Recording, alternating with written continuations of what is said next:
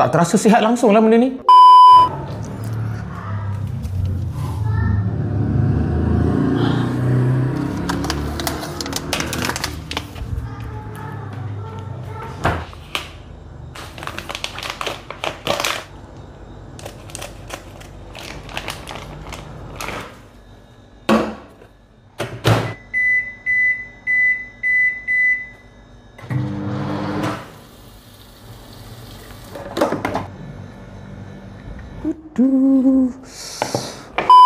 Assalamualaikum, salam sejahtera, Captain Rais, Certified Fitness Trainer dan Pro Athlete kegemaran ramai. Hari ni aku nak review ready to eat brand Cahaya.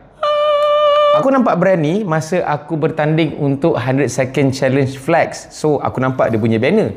Tapi masalahnya dekat situ dia tulis benda ni untuk ibu-ibu berpantang. Aku pun macam, apa benda kena mengena fitness event dengan makanan ibu berpantang? Aku pergi tanya diorang. Rupanya diorang cakap, benda ni sesuai juga untuk korang-korang yang tengah jaga makan untuk nak lagi fit, lagi lean, lagi padu dan sebagainya lah. Jadi aku pun beli. Aku tidak dibayar sebab nak rasa sendiri, dan kalau bagus aku nak suggest korang untuk beli, tambah-tambah korang yang tengah nak turunkan berat badan, nak cantik, nak ada shape dan sebagainya. Flavor yang aku ambil ni ayam rendang Indonesia. Boleh tengok dekat situ. Kita cuba Bismillahirrahmanirrahim. Aku tabur je lah dekat tadi.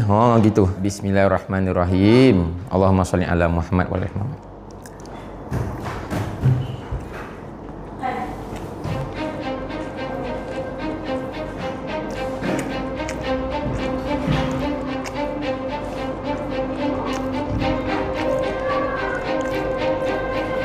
Ya betul, ni lauk sihat, lauk berpantang ni. Setahu aku kalau lauk pantang, tawar-tawar, tak sedap, kurang rasa. Ini ayam rendang Indonesia kot.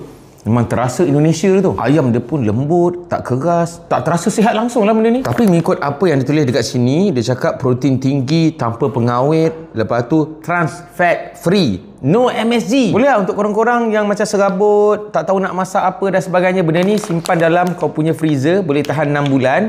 Keluarkan, kalau tak ada microwave, kau boleh panaskan dalam air panas selama 5 minit pun boleh, tak ada masalah. Tapi serius, memang sedap. Pergi beli sekarang dekat beg kuning.